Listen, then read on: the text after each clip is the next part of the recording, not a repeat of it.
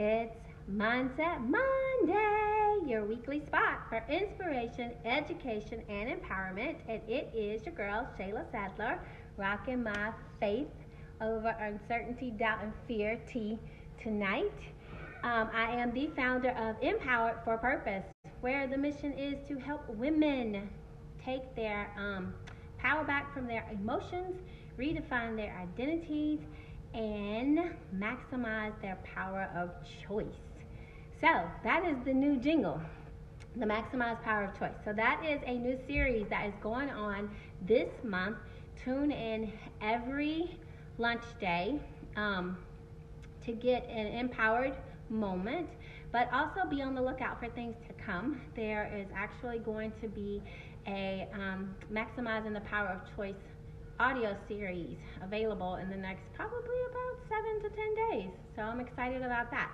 So it'll be an opportunity to just purchase an audio program, download it, and listen to it at your convenience as many times as needed so that you can learn to maximize the power of choice. But that is actually not going to be the gist of our conversation for tonight.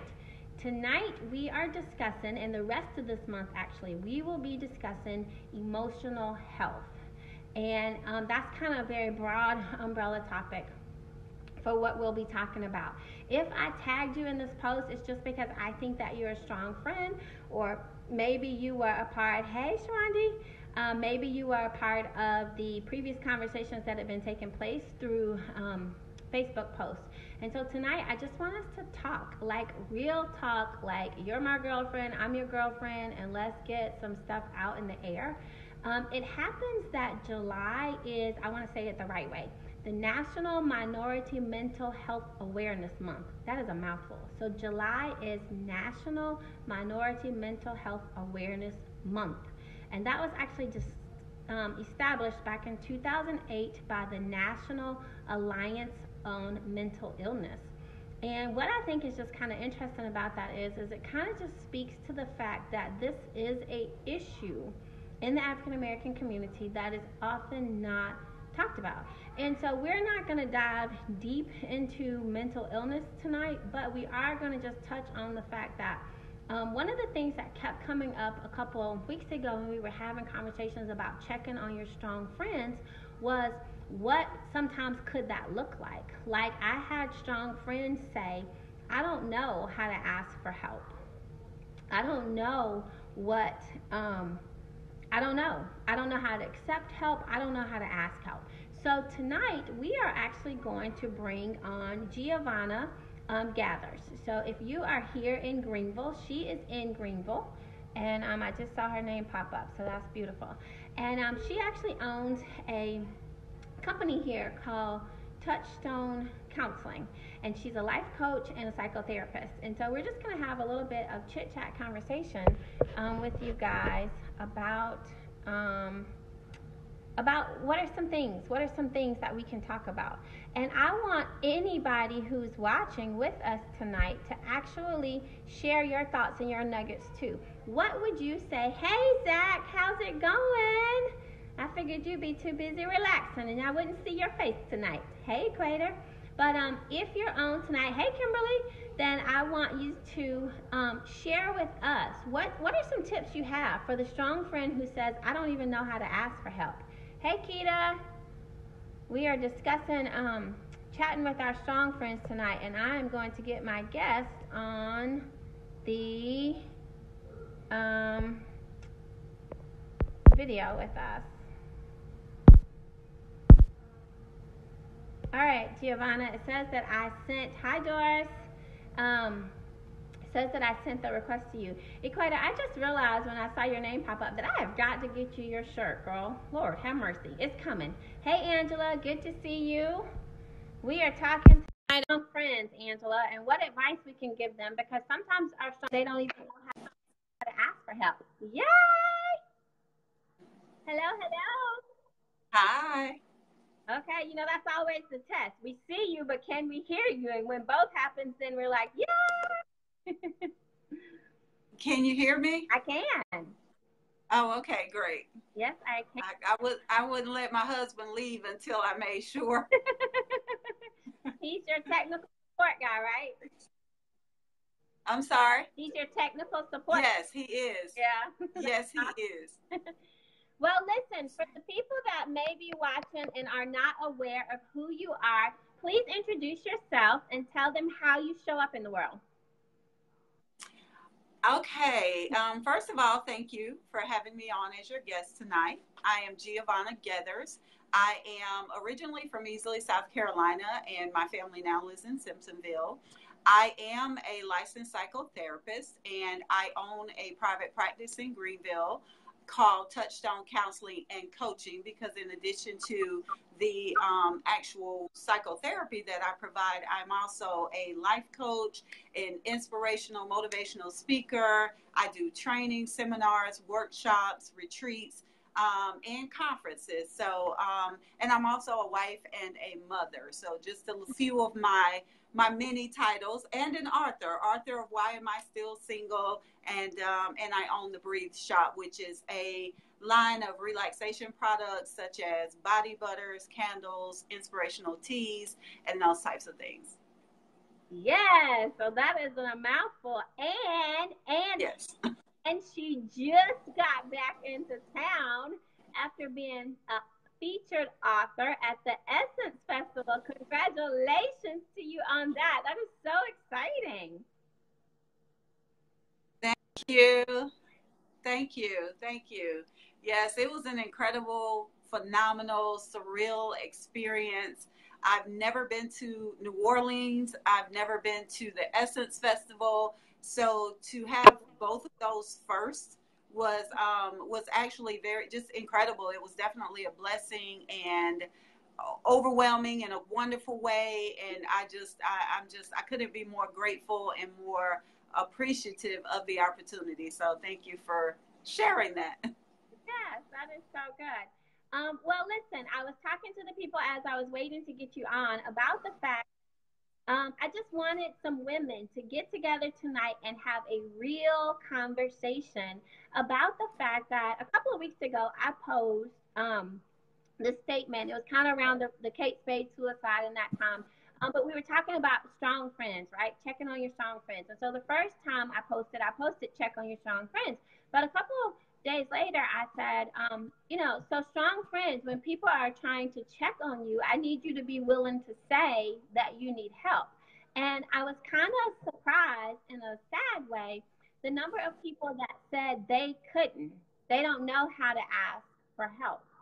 And so one person said, like, I don't know how to ask for help because what if somebody throws that in my face, or the shame, or, if they go behind my back and tell my business. But on the other extreme, somebody else said they didn't really know how to ask for help because they don't really know what that looks like. Like, they know they need help, but that they don't really, you know what I mean? Like, she couldn't formulate it. And so she said, as a result, she ends up saying to people, oh, I'm fine, sis, but she's not. And so what could you say if she was sitting right here with you and me and she said that? I don't know really how to ask for help. What advice could you give her? Well, I have several things that I want to say about that. And first of all, I'm excited to hear that commented about suicide, because I just don't think that we talk about that enough as a nation, but also as a race, as a culture in the African American community. We just don't talk about suicide as if we're somehow immune to it, and we're not. And you're right, it is a lot of the strong people that feel that in order to ask for help, that somehow weakens them or makes them less strong or less confident. It makes them just appear needy and helpless and desperate. And for a lot of us as African American women, because we strive so hard to present that image of Superwoman, we shudder at the thought of having to take off our mask or remove the S off our chest, because how dare I allow anybody to see that I'm not made of steel, that I'm not invincible. But the reality is none of us are invincible and none of us are made of steel. I am not only a licensed psychotherapist, but I license other psychotherapists. And I know I know what I'm capable of. I know when I've done too much. I know when I've given away too much of me and I need to pull back and pour back into myself. And that is not weakness. That's not helplessness. That is, it's wisdom. And it is showing a love for me that I can't expect someone else to show, that I'm not willing to give to myself. So one of the things I found too, Shayla, with strong women, and I write about this in my book, in the chapter called Superwoman, and I talk about the Superwoman syndrome. One of the things that strong people don't do well at, we do great at giving and being there for everybody else, but we suck when it comes to receiving. And I hate to put it that bluntly, but we don't know how to receive. So when someone says, how do I ask for help? She's probably a person that's always giving of herself and doing for everybody else, but she doesn't know how to receive from others. And, you know, God gave us two hands, one to give and one to receive. And that is supposed to be as balanced as inhaling and exhaling. But a lot of us are imbalanced in that area. So we know how to pour out for others. We know how to be there for everybody else, but we don't know how to ask for help for ourselves. And we don't know how to give to ourselves. Oh, that was a very good point. So we've got some people joining. Hey, ladies, as you're coming in and joining the conversation tonight, I want you to be a part of this conversation. So if you have advice, if you have comments, if you have questions, please, please, please type them in the comments below. And then I'm actually going to ask you guys tonight, which I don't always do, share this broadcast out. There are women that need to hear what we are talking about, and they need to be a part of this conversation. If I tagged you in this post, it's simply because I consider you to be a strong woman, and I think that you may have some words of wisdom that you can share tonight. What I want us to do tonight, ladies, is there's somebody watching, and she may watch the replay. She may be on the live right now, and she's not going to say anything, but she's going to take in everything she hears. And we're talking to her. We're talking to her about what it looks like to be able to ask for help. And Giovanna's making amazing points that sometimes it's that we can give, but we don't know how to receive and we don't know how to accept. And I think sometimes too, from a mindset standpoint, we mimic what we thought we saw. Like for me, I grew up with a strong mom, right? My mom and dad separated when I was 10, 11 years old. And so I perceived my mom to be this strong superwoman. But it's kind of funny because when I look back on it and when we have conversations, she had her ways of self-care, but I just didn't see them. So I just assumed she was always giving, but she had her own ways of pouring back into her. But I didn't see that part, so I didn't mimic that part. Yeah, and I grew up likewise. You know, my father passed away before I was born, and so my mother was mom and dad. And you know, one of the things I also talk about in the book is that while I saw her strength and I saw all of, you know, those really amazing strong qualities that we're very proud to talk about and present to others, I rarely ever saw my mother be vulnerable. I rarely ever knew of any of her own emotional needs. I don't even really remember my mother being sick that often. And I'm sure that she had to be because she was human, but she hid that so well because she just kind of had to keep going. And so, yes, that was my model of what a woman meant, what a Black woman represented.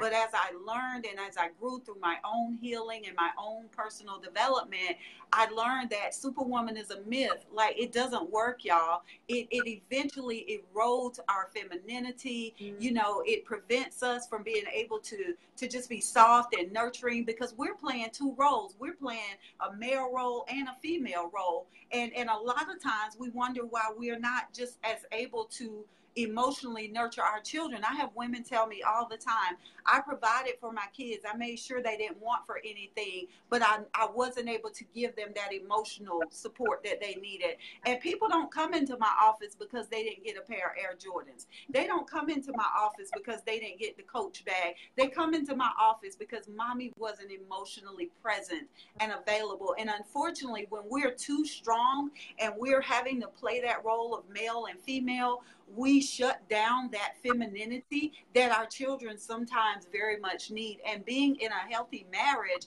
I see that dynamic because my husband is able to be the strong disciplinarian. He sets the tone and the structure for our home. And mommy just gets to read books. Mommy gets to lay down and cuddle and nurture and tell stories and those types of things. And some women don't have that. And so we have to learn how to cultivate our strength and marry that with our femininity. It's okay to be strong and feminine. Yeah. So we've got a couple of comments so far. So Lisa says, I feel like it puts me in a vulnerable position to ask someone for help. Do you want me to respond to that? Yeah. Okay. Let me say this, and I can't see the name. You said Shanika? Lisa. Oh, Lisa. Hey, Lisa. Let me say this, that Lisa, when you become okay with your vulnerability, no one will be able to make you feel ashamed of it. The reason why our vulnerability threatens us is because we're not okay with it. Mm-hmm. I have had to learn to accept, embrace, and own my vulnerability, because every time I do, I rise. Every single time I do, I elevate, I grow, I stretch, I expand. When I hold on to my pride, because let's be honest, ladies, it's pride. It's, I don't want you to really see me. I want you to see what I represent. I want you to see the mask that I have worked so hard to perfect. And so allowing people to see behind that mask and see that I'm vulnerable, see that I sometimes don't know the answer, see that sometimes I am wounded, sometimes I'm in need, sometimes I just need a hug or a word of inspiration or affirmation or something like that. That is an okay thing. But if you're not okay with it, nobody else is going to be okay with it either. And, you know, I have a favorite saying: people buy what you're selling, but only if you buy it first. Yeah. So when I'm okay with who I am, and I'm okay with my vulnerability, and I know that that represents actually my strength, because it takes strength to be vulnerable. That's not a weakness. People come to my office and they say, you know, I hate that I'm here because, you know, it's a weakness and I feel weak that I had to come to someone for help. And I say, you know what? It takes strength and courage to sit here in front of a stranger and share your deepest, darkest, innermost secrets, fears, insecurities, traumas, and everything else. That is not weakness. That is strength. The people that I worry about are the ones who have the issues and continue to walk around with them pretending that they're not there. Yep. So Lisa, you got to keep working on it, girl. You become okay with it, and I promise you it'll be easier, and other people will know that it's okay to reach out to you. See, when you're that strong, it's like you have a wall up, and people don't reach for you. They don't embrace you because they assume that you're okay. So let people in. Open your heart and let people in, and you'll be amazed at how many people not only respect your vulnerability, but they nurture and support you in that. And I have to piggyback off that and say, too, because I definitely went through a season of being a superwoman, for sure. And I think that partly just by nature, like the more things that were evolving, the more things that were on my plate, the more there was to do. And sometimes I share with people, too, that one of the things that made it hard for me, too, was I think that a lot of times as superwomen, we don't necessarily identify that initially as a problem, right? Like, a ton of stuff on my plate, but I enjoyed all of what I was doing. I enjoyed being a mom. I enjoyed going to these different places. I enjoyed volunteering. I enjoyed showing up. I enjoyed being that person. You know, I by nature am a cheerleader. I cheer everybody on. But what I think is the issue is you're not a superwoman when you're not that for you, right? So like it's one thing to be all those things for everybody else, where the issue comes is when you're not that for you. And that's the part that I had to understand was it was okay to show up for everybody else as long as I was willing to show up in that same capacity for me. Because you touched on something really powerful a minute ago when you said that as parents, right? When, you know, this adult comes to you and says, as a child, my mom wasn't emotionally available. And what I think is so sad about that is that mom wasn't emotionally available for her child because she wasn't emotionally available for herself. And you give somebody else what you don't have. Don't have. Yeah. Yeah.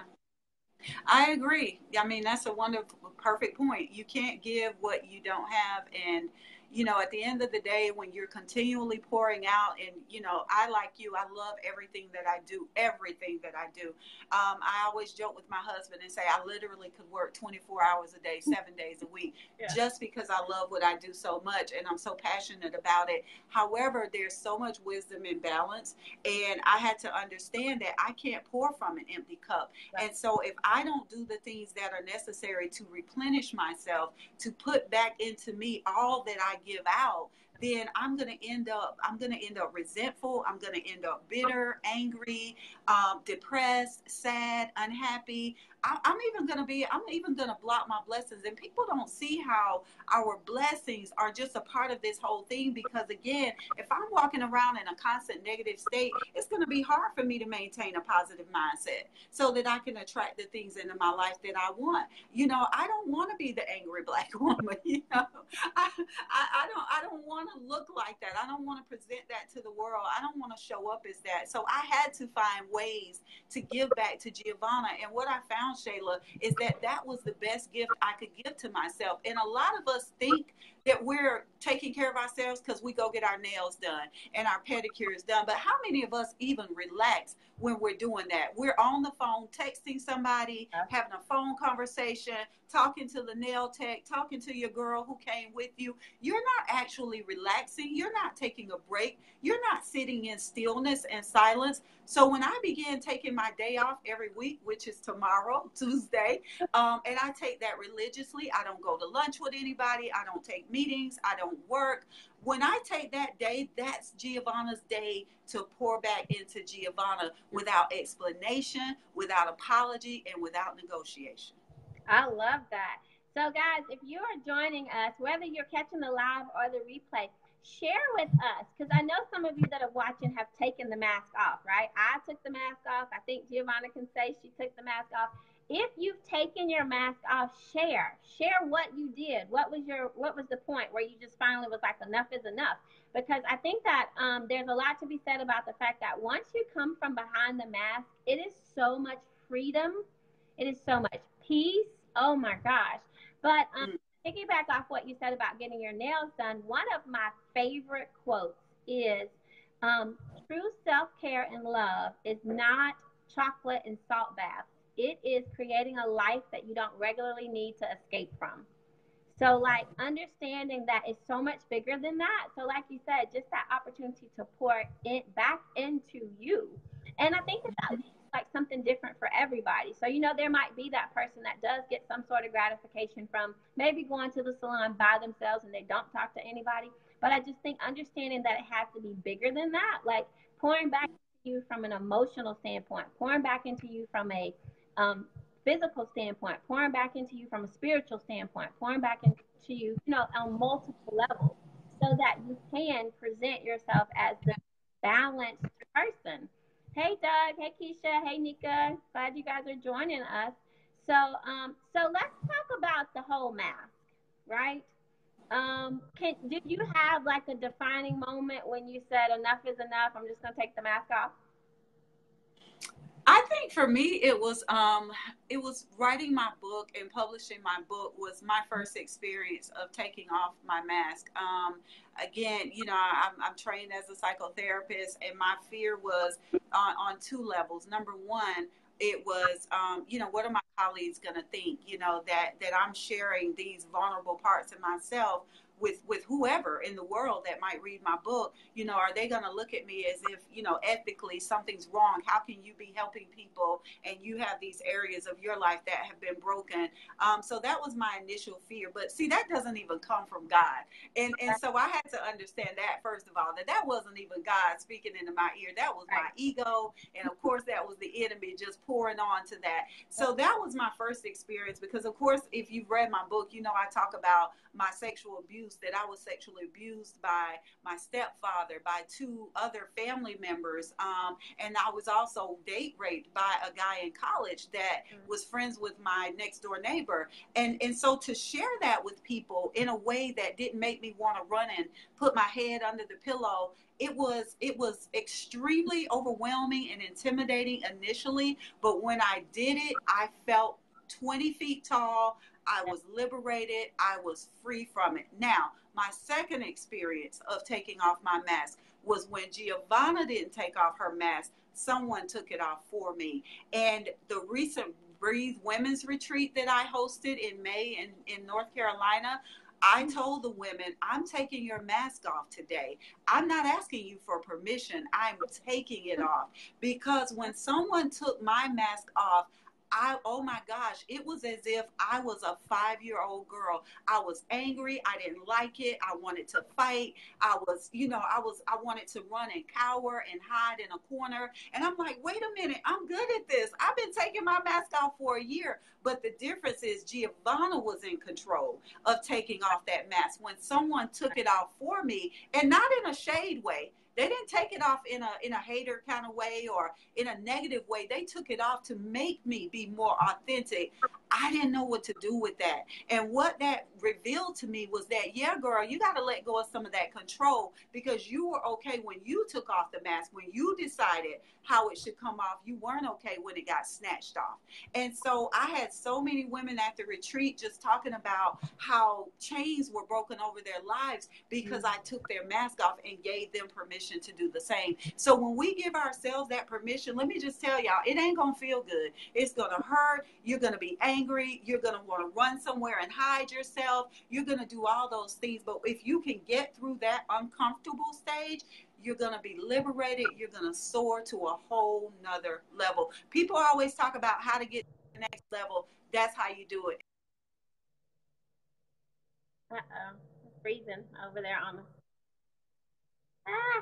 Come back. Side of me. If you could see that, and when I put that in my next book, which I'm writing right now, that is what's going to blow people away, because that story ain't as pretty, but that story is absolutely amazing.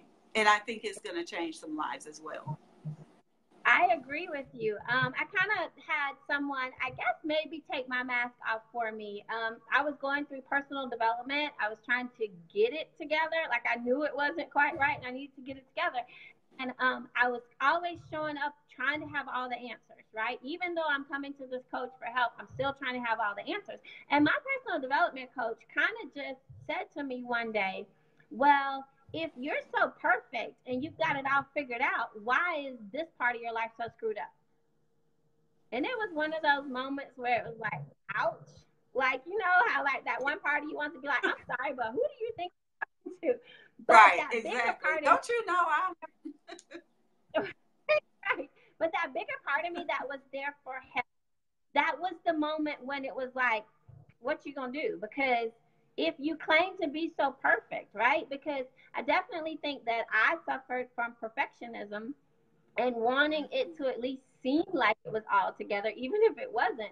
But when she said that, it was just kind of like one of those things where you're just kind of thinking, well, you know, really, let's go back to the drawing board on this, Shayla, because if you're claiming that you're spinning your wheels trying to make it so perfect and it's not, then maybe you need to go back to the drawing board. And so for that reason, my life verse now is 2 Corinthians 12:9, where it says that he is made strong in our weakness. And that has been the most powerful thing for me as it relates to shifting my mindset about strength and weakness, because what that verse tells me is God expects me to be weak.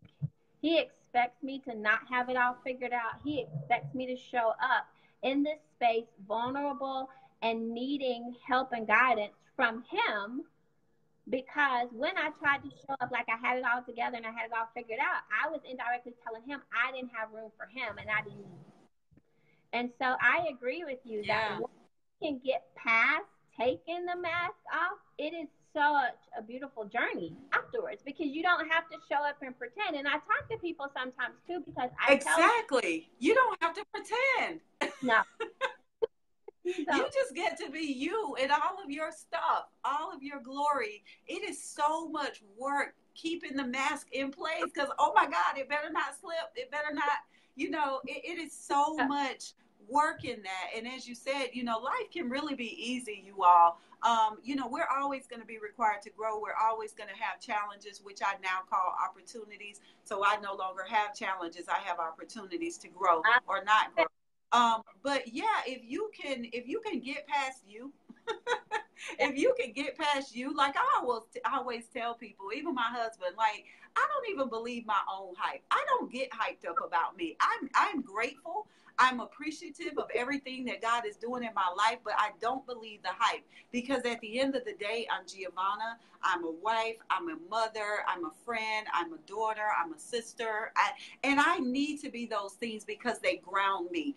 All that other stuff I take on. I step out and I become a speaker. I step out and I'm the therapist in the session. I step out and I'm the life coach. But I need to be okay with Giovanna when I take off all the labels. I need to be okay with Giovanna when it ain't the Coach bag, when it ain't the Fendi. When I need to be okay with me without all that because that isn't me. My essence is what I had to become okay with because that chick, I like her.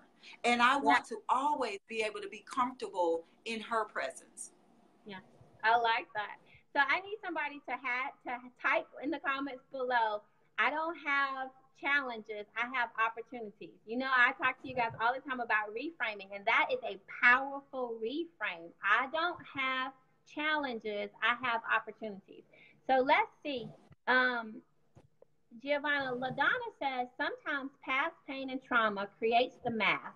It's all about forgiveness for others as well as yourself. We have to learn how to forgive ourselves, love yourself enough to know that you matter. That is a really good point, LaDonna, about forgiveness. Yeah, LaDonya's my girl. She's actually helping me plan and coordinate the Breathe Retreat in Phoenix in April, Phoenix, Arizona. And you're right, LaDonya. I mean, certainly that was the case with me. It was my trauma. It was my past history of rape and abuse.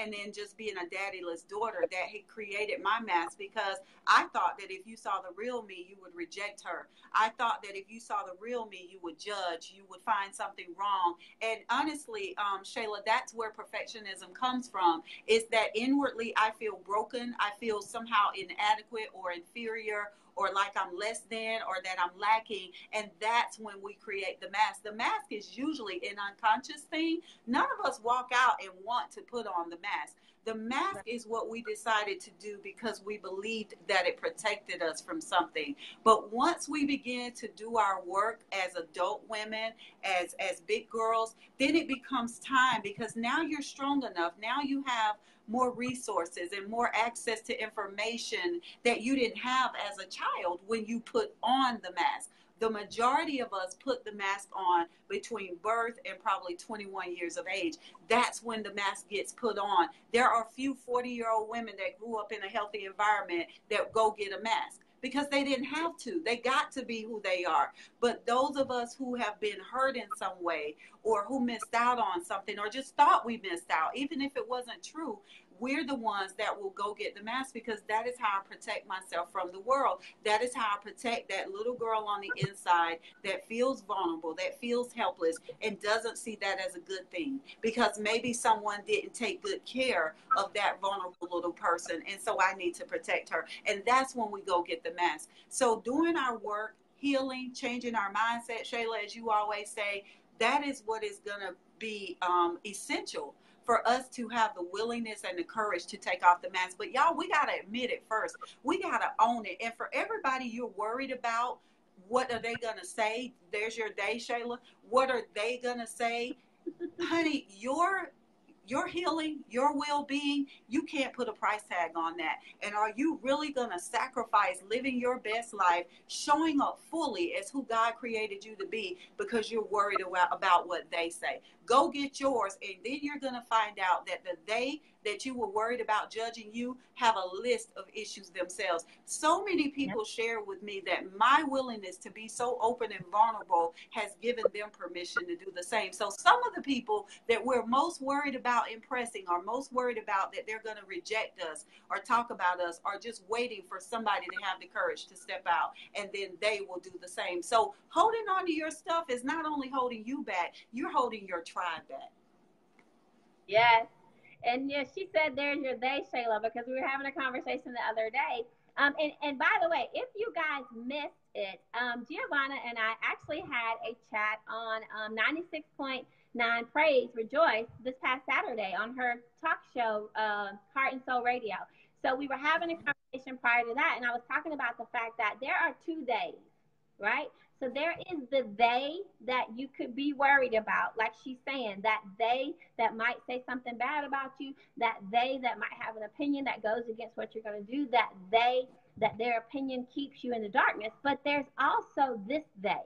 And this they over here are the they that are waiting on you to show up fully in your God given purpose. They are the they that need you. They are the they that are waiting for you to be who God called you to be. And so we're always talking sometimes about they. So you just have to make sure that you're focused on the right they. So Juanita says, well said, G. And then LaDonna says again that what your subconscious mind is protecting, your conscious mind also has the power to release. That's good. What your subconscious mind is protecting, your conscious mind also has the power to release. And Stacy says, talk about the mask. Giovanna gathers, awesome point about perfection. And Monica says, that's good, so true. Jamel says, well said, Mrs. G.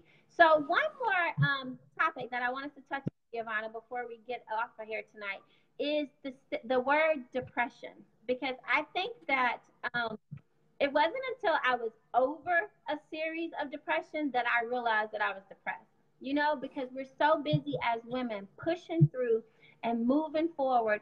So, what advice can you give the woman who probably is showing signs of depression to outsiders, but she doesn't see herself as depressed? Meaning, when that article comes up about depression, she doesn't self identify with that. So, she doesn't read that article. When somebody's having a conversation about this and that, when it comes to that, she doesn't relate. So, what could you say to that woman tonight? Yeah, great point, and I'm glad you brought that up because I'm very passionate about mental health, of course. Depression shows up in a lot of different ways, and you know, Oprah once had a statement that depression was a luxury Black people can't afford. And in my book, I actually did a play on that. And I said, no, I believe depression is a luxury we can't admit.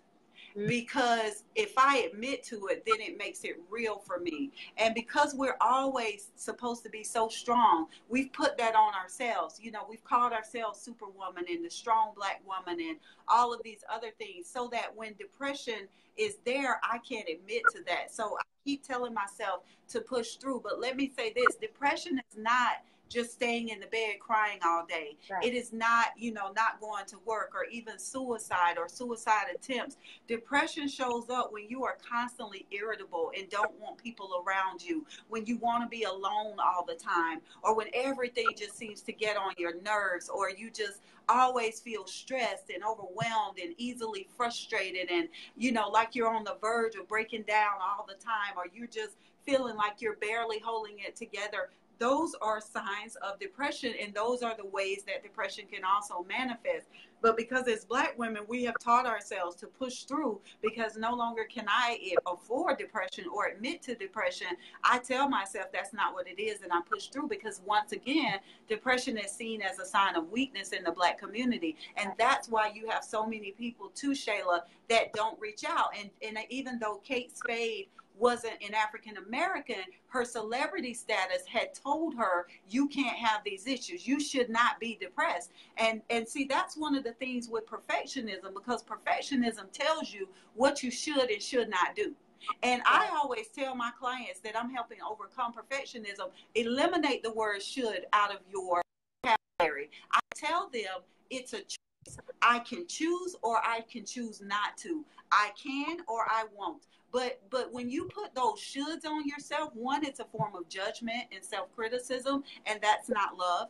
But two, then it begins to make me feel worse, because I'm not supposed to be depressed. I'm a strong Black woman. I should be happy. Look at all the things that I have. I have people tell me that all the time. I have a husband. I have this great job. I have this so-and-so. And I'll say, yeah, but are you depressed? And then they're able to finally say yes. And I'm like, because when you tell yourself I shouldn't be because of all these great things in my life, and that's a lot of times what people in your circle will tell you, girl, you shouldn't be depressed. Look at everything you got.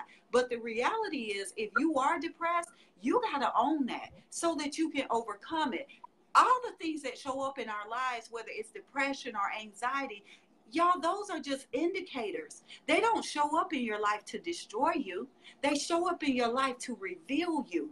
How and in what way am I not liking and loving and accepting myself? How am I still rejecting me? How am I still not making me a priority? How am I still devaluing me?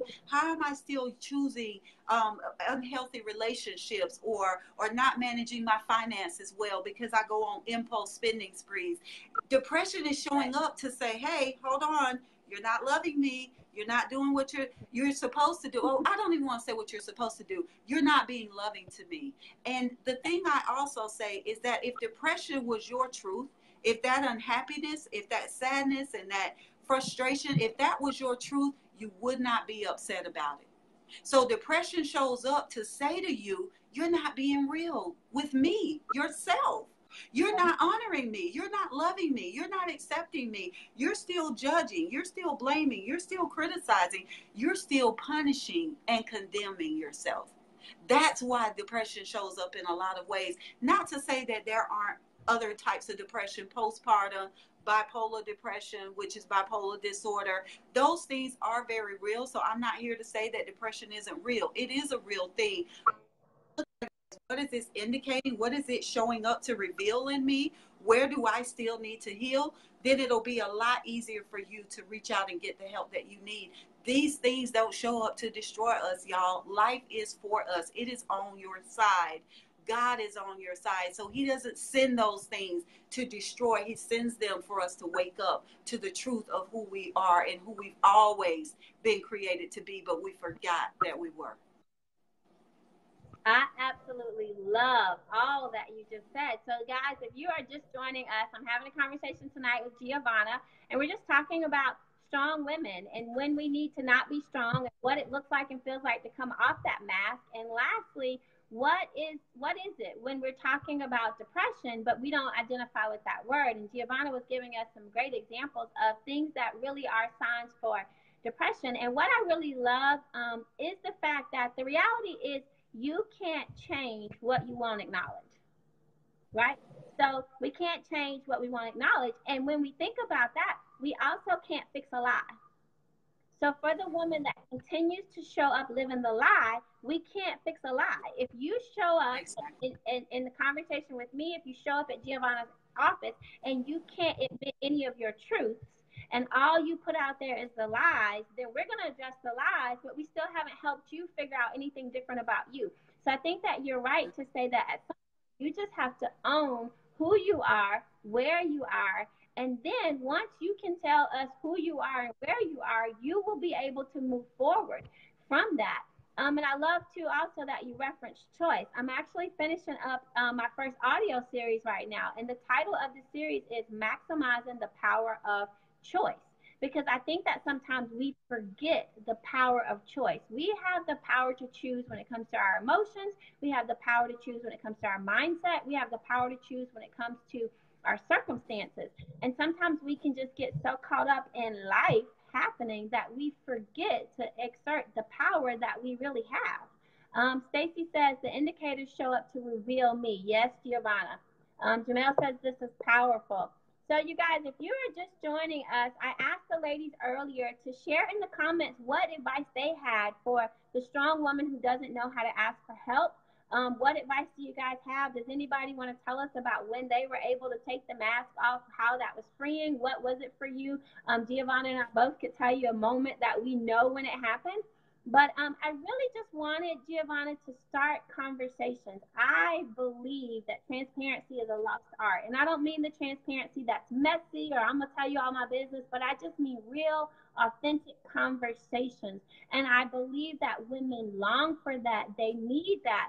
But in these days and times, everybody's just not willing to do it. So I appreciate you so much for being willing, fresh off of the road from New Orleans. Yes. And just be willing to have some talk, because like I said, I know that women watch this replay and they take notes. They don't comment, but I know that they do. And so I appreciate you for showing up. I appreciate all the ladies that chimed in for us tonight, whether you're catching this live or you're catching the replay. If you still have questions, if you still have comments. And as I lead up to that, Giovanna, if there's somebody who does catch this replay and they feel like they need to talk and they need to have further conversation and further dialogue, tell them how they can find you, and share with the group what is coming up in a couple of months. Okay. Well, thank you, first of all, for the opportunity, Shayla, and also for the opportunity to share my contact information. If you're local to the upstate area, Greenville, Spartanburg, Anderson, and that surrounding area, my office is located in Greenville off of Whitehorse Road, and it is called Touchstone Counseling and Coaching. You can actually go to our website, which is www.touchstone, and that's with an S, touchstone-counseling.org, and you can look at what we treat. You can see whether or not we accept your type of insurance, because we are on several insurance panels, as well as South Carolina Medicaid. If you just need life coaching, you don't necessarily have a clinical issue such as depression or something like that, but hey, I just need to work through some things, then certainly we can provide those services as well. We do marital counseling, premarital, same sex, couples therapy. If you're dealing with that type of issue, we can help. And then I also have 2 therapists who work in my office who work with young children as young as 5. So if your child is going through something, if your teenager is going through something, and you realize that it's more than just normal mood swings, then definitely you can reach out to us for those issues as well. And again, we do take a lot of insurance and Medicaid, so you don't have to hold on to that stuff, y'all. You really don't. And let me say this about myself as a therapist. I legally can never tell your business. Unless you threaten to commit suicide or shoot up the mall, legally, I can't tell your business. I don't care if I get mad at you. I don't care if you call me out of my name. I can never tell your business. So sharing with a therapist is one of the most amazing ways ever for you to talk about all your stuff and know that legally she can't say or he can't say a thing. And so it's a very safe place for you to just get undressed, take off the mask, and not be judged, not be criticized, or even held accountable. I mean, you will be held accountable, but I mean accountable in that fault finger pointing kind of way, because we are there to nurture and support you. We will challenge you, we will push, but it'll all be done in a very loving, supportive way. What do I have coming up? The Breathe Women's Conference is coming to Greenville Saturday, November 10th, and I am super, super excited. Y'all make sure you go to the website, www.thebreatheconference.com. We have a great list of speakers lined up, panelists. Shayla is one of my ambassadors. I have other ambassadors from throughout the upstate, as well as Atlanta, Columbia, as well as Charlotte, and then, of course, from the hometown. So make sure you guys get that. The early bird registration is going on right now, so don't complain about the price, because once all those tickets are sold, they're sold. But the early bird price is only $39, y'all, for a full day, and that includes lunch, a welcome gift, and just being able to be poured into by all of these amazing speakers. And as Ambassador Shayla, your job or your position is going to be helping facilitate conversations at the different tables. So y'all, if you've been wanting to see that women really can support each other in a healthy, non-competitive way, that I am just here to make sure you win, and I know you're here to make sure I win, then make sure that you sign up for the Breathe Women's Conference in November. Thank you, Shayla. Yes. I'm excited about it. And you guys, share this video out. Like I said, sometimes I don't ask you that, sometimes I do. But I just know that there are women that need to know that we truly are better together. We're more alike than we are different, right? When we take the time to see it. Okay, so be on the lookout for more information about the Breathe Conference. Be on the lookout for the audio series, Maximizing the Power of Choice. And we are signing off for tonight, and we will see you guys. And also be on the lookout for the replay from Saturday's radio show. I had several people. Oh, yes. As soon as I get that, I will share that with Shayla and tag her, and you guys can definitely. I didn't get to hear it because, of course, I was in New Orleans in the Essence Festival bookstore, but I definitely heard really great feedback, so I'm waiting to hear the playback as well. But just from being on the set in the studio, I know that it was amazing, Shayla. So. Well, I have enjoyed our time, and I look forward to what the next couple of months hold. So have a good night. Thank you. Good night.